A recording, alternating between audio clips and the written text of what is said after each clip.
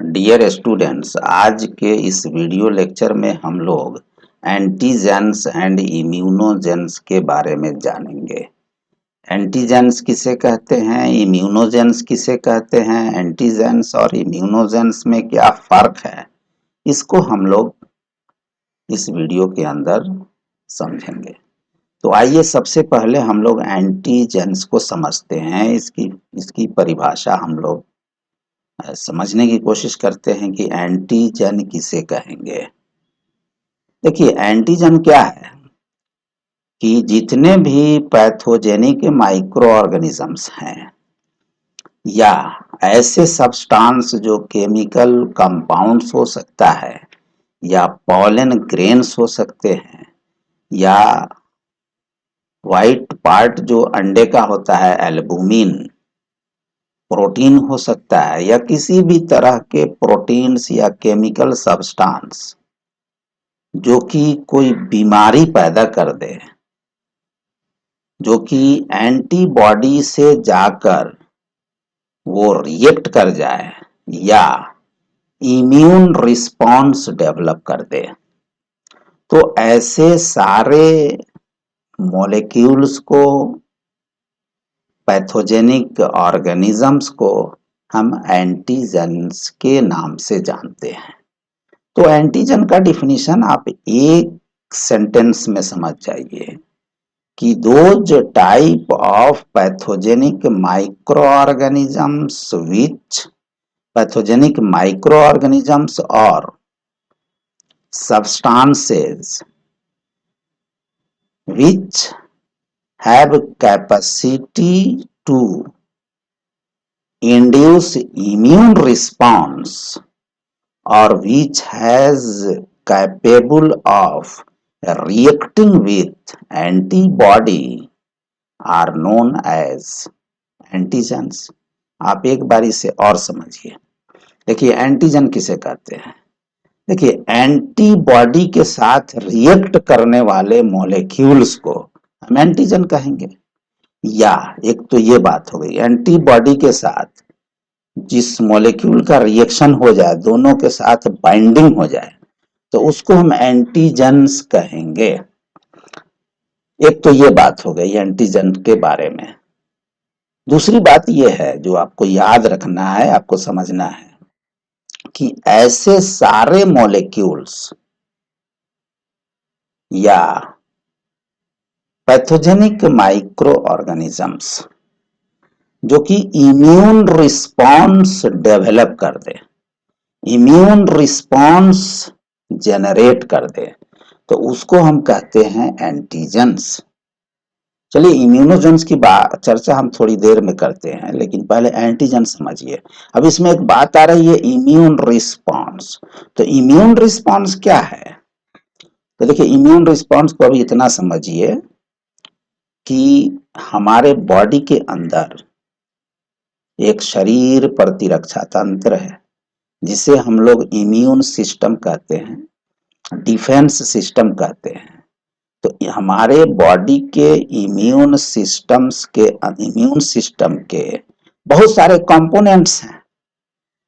तो वो सारे जो कंपोनेंट्स हैं वो एक्टिव हो जाते हैं किसी बीमारी पैदा करने वाला अगर पैथोजन हमारे शरीर के अंदर इंटर कर जाता है, तो इम्यून सिस्टम के जो सिपाही है, जो डिफेंस आर्सेनल्स हैं, जो मिलिट्री मैन है, वो एक्टिव हो जाते हैं और एक रिस्पांस जो है, एक जवाबी कार्रवाई जो है उस बैक्टीरिया, वायरस या फंजी या कोई पैरासाइट है, चाहे मलेरियल पैरासाइट के रूप में हो या किसी भी तरह के पैरासाइट हो या हेलमिन्स हो, अगर उसका अटैक हमारे बॉडी के डिफेंस सिस्टम पे होता है या हमारे बॉडी पे होता है, तो हमारे डिफेंस सिस्टम यानी इम्यून सिस्टम के जो कंपोनेंट्स हैं, जो सिपाही है, जो आर्सेनल्स हैं,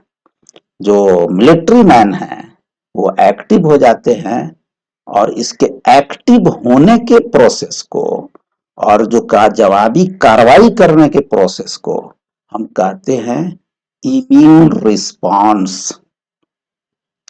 तो एंटीजन क्या करेगा, या तो इम्यून रिस्पॉन्स डेवलप कर देगा, मतलब इम्यून रिस्पॉन्स करा देगा, नहीं तो पहले से अगर एंटीबॉडी अगर मौजूद है उस एंटीजन के अगेंस्ट में, तो एंटीबॉडी से उस एंटीबॉडी क्या करेगा, उस पर मोलिकुलर बम्बार्डमेंट करेगा, यानी उसको पकड़ के मार देगा। तो मतलब ये हुआ कि एंटीजेंस क्या है कि एंटीबॉडी जनरेटर है। एंटीजन जैसे ही जाएगा एंटीबॉडी का जनरेशन होगा, या एंटीबॉडी का जनरेशन नहीं होगा तो उस एंटीजन को पहले से जो एंटीबॉडी मौजूद है बॉडी में उसको पकड़ के मार देगा। चलिए, तो एंटीजन समझ गए। Antigen is equal to antibody generating molecules, antigens is equal to immune developing immune developing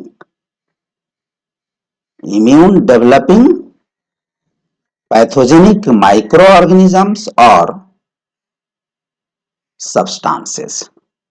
तो दो चीज आप इसके बारे में या तो इम्यून रिस्पॉन्स डेवलप कर देगा, नहीं तो एंटीबॉडी से रिएक्शन होगा उसका। चलिए, तो ये बात हो गई। अब आइए इम्यूनोजेंस के बारे में।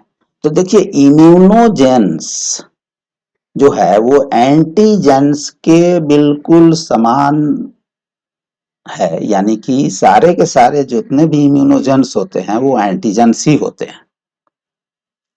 इम्यूनोजेंस जितने हैं वो सारे एंटी, इसका मतलब क्या हुआ कि सारे के सारे एंटी इम्यूनोजेंस ये इम्यून रिस्पॉन्स डेवलप करने की कैपेसिटी रखता है।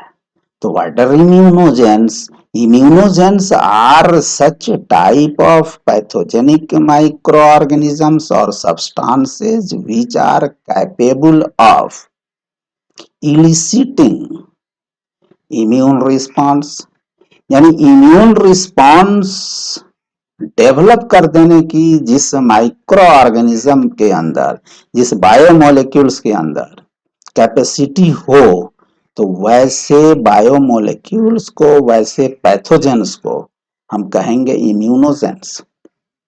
जितने भी इम्यूनोजेंस हैं वो एंटीजेंस हैं, यानी all immunogens are antigens, but all antigens are not immunogens. कुछ एंटीजेंस ऐसे होते हैं जिसमें इम्यून रिस्पॉन्स डेवलप करने की कैपेसिटी नहीं होता है, इसलिए उस एंटीजेंस को हम इम्यूनोजेंस नहीं कहेंगे। लेकिन जितने भी इम्यूनोजेंस होते हैं वो सब में इम्यून रिस्पॉन्स डेवलप करने की कैपेसिटी होती है, उसके अंदर इम्यून रिस्पॉन्स डेवलप करने की सलाहियत होती है, इसलिए सारे के सारे इम्यूनोजेंस जो है एंटीजेंस है। और ये इम्यूनोजेंस और एंटीजेंस है क्या? तो बैक्टीरिया हो सकता है, वायरसेज हो सकता है, फंजी हो सकता है, हेलमिन्स हो सकते हैं, या अदर कोई पैरासाइट्स हो सकता है मलेरियल पैरासाइट के रूप में, या कोई और पैरासाइट हो। तो ये सारी बातें एंटीजेंस एंड इम्यूनोजेंस के रिगार्डिंग थी।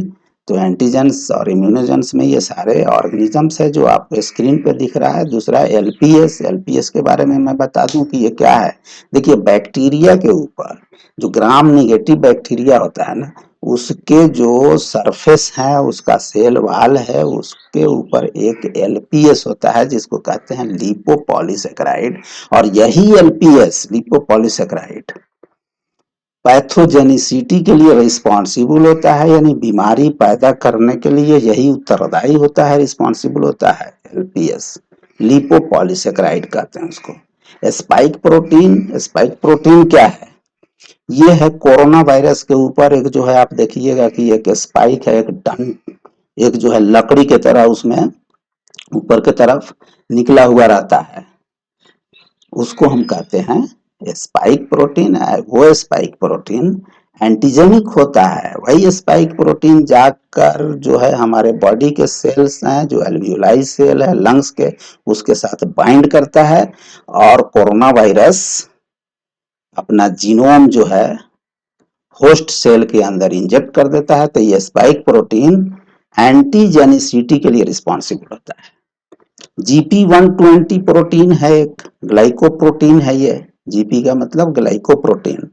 ये एड्स एचआईवी वायरस के जो सरफेस के ऊपर एक प्रोटीन होता है जिसको GP120 कहते हैं। पॉलन आप जानते हैं, पॉलन ग्रेन जो प्लांट के जो एंथर्स हैं उसमें पॉलन ग्रेन बनता है, ये भी एंटीजन का काम करता है।